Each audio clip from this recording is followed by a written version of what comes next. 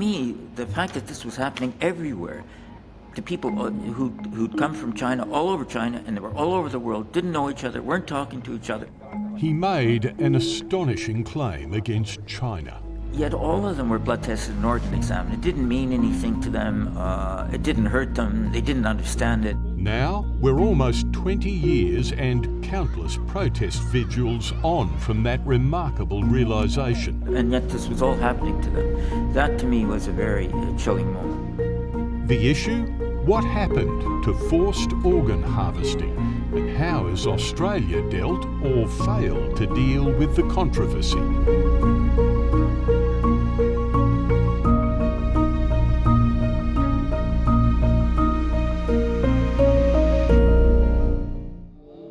Hello, welcome to The Issue. I'm Tim Lester. For those of us working here in Federal Parliament, the people of Falun Gong are a common sight, regularly here to protest the mistreatment of their loved ones and colleagues in China. Few are better placed to understand how deep that mistreatment runs than Canadian David Matas. A human rights lawyer, now 82, he unearthed a story of persecution so extreme it still defies belief.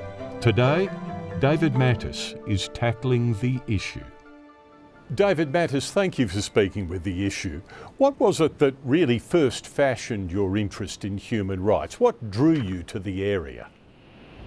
The Holocaust. I'm Jewish, and I realized, but for the vagaries of war, neither I nor my family nor anybody who is Jewish would be alive today.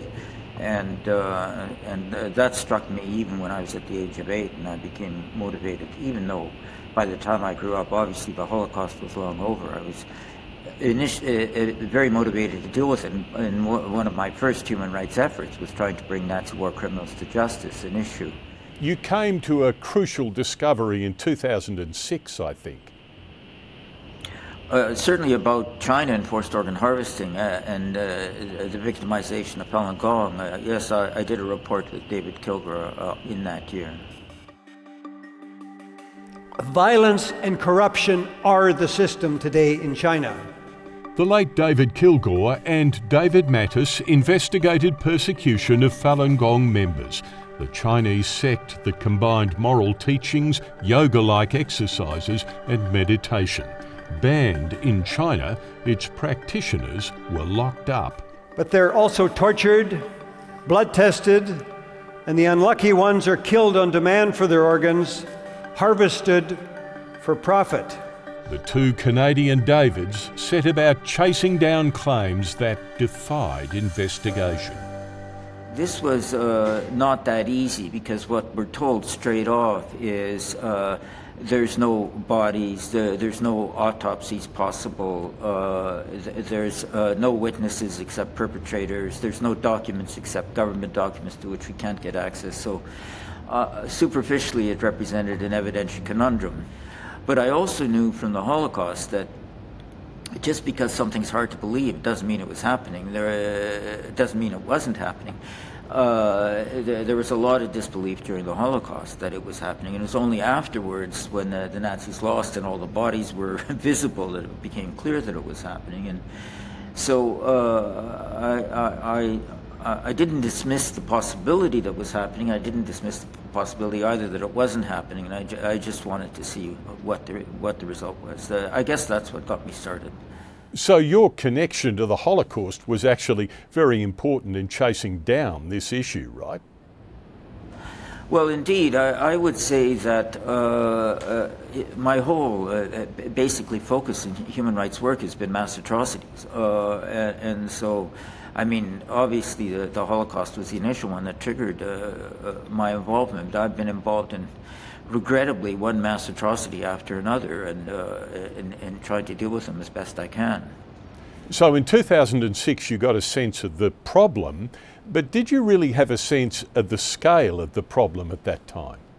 We were looking at, transplant volumes. There used to be 4 transplant registries, heart, liver, lung, and kidney, in China that reported directly, the hospitals reported directly to the registries. And we could see the liver transplant registry was in Hong Kong.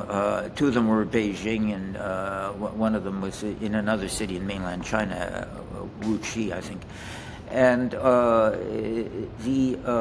only the liver transplant registry reported publicly aggregate volumes, and we could see the aggregate volumes jumped way up after the persecution of Falun Gong began. And so that raised the question about all of China, not just general volumes. Where are they coming from? We were also able, there's a number of evidentiary trails, as I was indicating, and so one of them was just basically talking to people who were in detention in China, got out of detention, got out of China. And I personally talked to both Falun Gong practitioners and common criminals alike who were in that situation. And both of them would tell us everywhere in China, and not just in Sujiatan or Shenyang, the Falun Gong practitioners were blood tested, organ examined periodically every 6 months. Didn't happen to the common criminals. It wasn't for the health of the Falun Gong practitioners because they were being tortured to recant. It was necessary for transplants because they needed, for transplants you need blood type compatibility and ideally tissue type compatibility. And that was general, these people we were interviewing throughout China. A third kind of general scope type of evidentiary trail was the investigator calls. We had investigators calling into hospitals, asking for transplants, for pretending to be relatives of patients who needed transplants, said they wanted organs of Falun Gong on the basis that Falun Gong were healthy and their organs were healthy. And we got taped, transcribed, recorded statements throughout China. Yes, we have them, come on down, or no, we don't, but you can get them down the street, that sort of stuff. And so the evidence we were getting was kind of pretty broad in scope in terms of indicating what was happening. And it led you to formulate a number on just how big this problem was. Tell us. Well, originally we were thinking, said there, I think there was 42,500 transplants that were unaccounted for, but we were basing that number on the Chinese official transplant volumes, which, as I was indicating, were partly coming from the transplant registry. And that was in 2006. There was a journalist, Ethan Gutman, who wrote his own book on the subject called The Slaughter in 2014, which basically came to the same conclusion we did. And then David Kilgore, Ethan, and Gutman and I in 2006 did a joint update of our work. And what we did then is, instead of using official Chinese transplant volumes, we went to the individual hospital websites and added up their volumes. And the official, the government of China was saying they were doing 10,000 transplants a year without any, their explanation, it was coming from donations, but there was no donation system. It wasn't a very plausible explanation. And then they said it was coming from prisoners sentenced to death and then executed who donated their organs in order to atone for their crimes. Also not very plausible, because there had to be execution within 7 days of sentence, and you could book transplants way in advance of that. And as I mentioned, because of blood type compatibility, you needed a multiple of people sentenced to death to get the exact match for blood type compatibility. And so there would have had to have been a huge number of people sentenced to death, which was totally implausible, whereas there was that huge number of Falun Gong detained, arbitrarily and indefinitely detained practitioners. But anyhow, what we did is we went to the individual hospitals, we added up their volumes, and instead of the 10,000 a year that was the official governmental line, we got to between 60 and 100,000 a year. So that the actual unaccounted for became a multiple of maybe 10 times the amount that we originally estimated. When you first saw that number, David, that must have been quite shocking. Well, I must say, of course, this whole business is very grim. I mean, dealing with mass atrocities it takes a certain amount of firmness to continue to deal with it. But I think one of the most chilling moments in my work in this area is talking, when we first started, I'm talking to people around the world. As you may know, Falun Gong is not an organization. It's just an uncoordinated group of people who happen to be doing the same exercises, sort of like a Chinese equivalent of yoga. So I'm talking to these people who are all over the world, don't know, they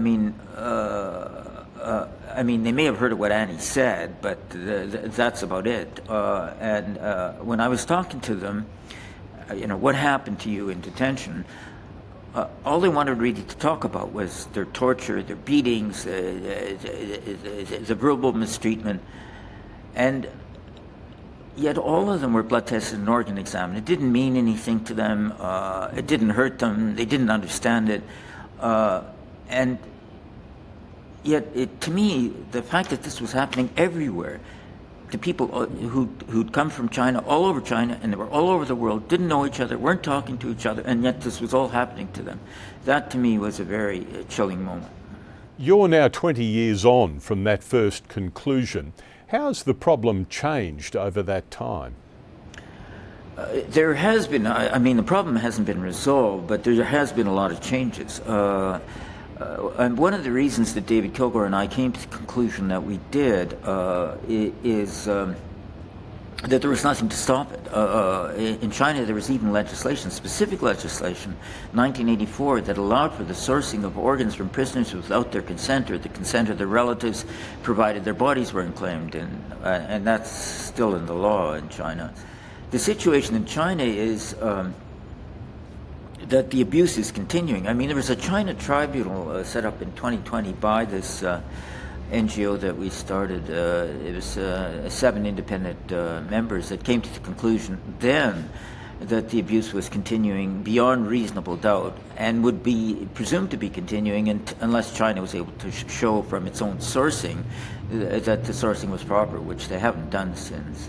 There's been 12 UN human rights experts that have issued a joint statement in 2021 expressing utmost concern and deep worry about the evidence. And in China itself, they haven't changed the abuse, but they've tried to make the denial more plausible than they did in the past, which was kind of ridiculous. So that what they've done is they've set up a donation system. The numbers are tiny now, but they still have it. And the investigation shows that the government official, which is not an investigation I did, somebody else did, shows that the government official numbers in donation are fraudulent manipulations. And they were able to, just basically quadratic equation numbers. But as far as you know, the problem is as bad today as when you first reported on it. Well, indeed, I would say worse, because when we were doing it in 2006, the big numbers almost exclusively were Falun Gong. There were smaller numbers, Uyghurs, Tibetans, and House Christians, but it was primarily, almost exclusively, a Falun Gong problem, which of course is serious enough, but since 2017, the numbers of Uyghurs has become huge. And what you see in Xinjiang now, which we weren't seeing in 2006, is dedicated lanes in airports in Xinjiang, which says, written on them, we have pictures of them, for the transport of organs, because they're extracting organs in Xinjiang and shipping them around China. This is another thing. In 2006, China didn't have a national organ distribution system, which made, again, the death penalty system excuse not plausible, because you'd have to have huge number of people sentenced to death. You'd have to have huge number of people sentenced to death everywhere in China, because these transplants were occurring everywhere in China. China has long denied the organ harvesting claims. But last year, an apparent survivor of an involuntary operation 2 decades earlier held a news conference in the US.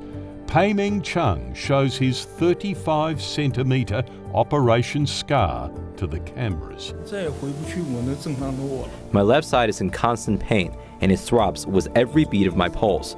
He had a partial liver, partial lung extraction. Wasn't told this was happening. Didn't donate those. Just went. He was a Falun Gong practitioner. See, one of the phenomena with organ harvesting in China is it. I mean, it was obviously political repression, but it wasn't just that. It was a money-making scheme, and for the hospitals, it was an important money-making scheme because under Deng Xiaoping, there was a shift from a sort of socialism to a sort of capitalism, and a lot of money was withdrawn from the public sector, including the health sector, and the hospitals had to get money elsewhere because of this loss of public money, and the source of money became selling transplants. And so what you did is you had a lot of hospitals getting into transplants in order to compensate for this loss of money that had never done transplants before. And so it looked like what happened to this fellow Peng was that he was part of a transplant training experiment of a hospital that hadn't been in transplants before, so they'd get some expertise in it. So he went through this extraction, didn't donate it, wasn't told what it was, he just sort of felt sick afterwards. And then he was let out of the hospital and then brought back later on for what appeared to be a complete organ extraction, which would have killed him, but managed to escape. Got out because his guard fell asleep. Got out of the hospital, sort of walked out of China, and eventually came to the U.S. And I actually participated in a press conference with him in Washington, D.C. And the doctors examined him with X-rays, and they could see at that time that he'd been partially organ extracted. He didn't know that before. The typical procedure was not just take a kidney, take everything, and because the demand for organs, unfortunately, globally is inexhaustible, and there's demands for organs almost all of them all the time. So across all of these years that you've been tackling this problem, how many people do you estimate would have died from this? Well, of course, I mean, as you can well imagine, the Chinese government doesn't produce statistics, and I mean, we can look at the volumes because they've been posted, and we can add them up, and we can see 60 to 100,000 organs a year. There's a potential of maybe 6 organs per body. But there's going to be some organ wastage. I mean, it's not all going to be, not every single organ is going to be used from every body. But what you're dealing with is over the years. I mean, the numbers really started jumping up after the persecution of Falun Gong began in the early 2000s, and of course the extraction system really ramped up over time. I mean, one of the other, I guess, sort of indicators of the problem is that once the persecution of Falun Gong began, Chinese hospitals, transplant wings and transplant hospitals started expanding. I mean, all over China, you got these huge transplant infrastructure, which meant obviously that the system believed there was an inexhaustible supply of organs. I mean, otherwise, why would they build that infrastructure? And I mean, what you're dealing with, if you add that all up, is millions of deaths. A huge number. You know, if you're dealing, let's say, with out of 100,000 organs a year, maybe it's 50,000. Maybe you cut that in half because you can get more than one organ per person, and you do that over 20 years. you get to, I think that would be at least 1 million. As Parliament wound down for the year, Prime Minister Albanese met privately with the visiting chairman of China's National People's Congress, Zhao Luji. Zhao Luji is actually one of the perpetrators involved in the persecution of Falun Gong and organ harvesting. The president of Australia's Falun Gong community claims in 2020 the then Morrison government was given substantial evidence on 34 human rights violators in China. The list included Zhao Luji and detailed his time as a provincial governor and Communist Party official with oversight of organ harvesting. So we actually urge this Western government to actually ban their entry and cancel their visa, because this is a serious human rights violator. You've been trying to get home this message in the Australian Parliament enough to drive action for 2 decades now. Fair? Yes, I think that's fair. I've been, it's not I've been to maybe 80 countries. It's not just Australia, but Australia, I've been here a number of times, absolutely. So what's your summary as to how receptive Australia is to what you've got to tell us? Well, it depends. Obviously, there's a spectrum. Some people are supportive, receptive, interested, active. Others not so much. Nobody argues in principle that we should be killing healthy people so that sick people can live longer. You don't get that kind of opposition. You get disbelief, which I've mentioned was a phenomenon with the Holocaust. You get insularity. It's overseas. It's not here. You get geopolitics. China's a big player. You get money. People have got investments in China or whatever. I would say, on the whole, I appreciate your interest, which I think is and there are other media that have been interested as well. But there's also, of course, what you're dealing with China is a lot of contrary propaganda, and some people, who don't know that much about it, don't know what to make of the propaganda. The words Falun Gong don't mean anything in English, and a lot of people don't even know what Falun Gong is. And what we've got, of course, is something that's not immediately visible. It takes, I talked to Martin Elliott, transplant doctor, part of the China Tribunal. He's initially appointed. He said, I was skeptical. And then I read through all the research materials, and then I was convinced. And he said also, it took me a year to do that. Well, okay, how many people are going to spend a year to go through all that? So that's a problem. But I would say, on balance, regrettably, Australia's a disappointment. It's, as you say, almost 20 years, and they've done nothing, pretty much. They really should do something. And Australia is a very trade-reliant country. Roughly 1/3 of that trade, about $320 billion, is from China. How much do you think economic necessity is clouding our moral clarity on this question?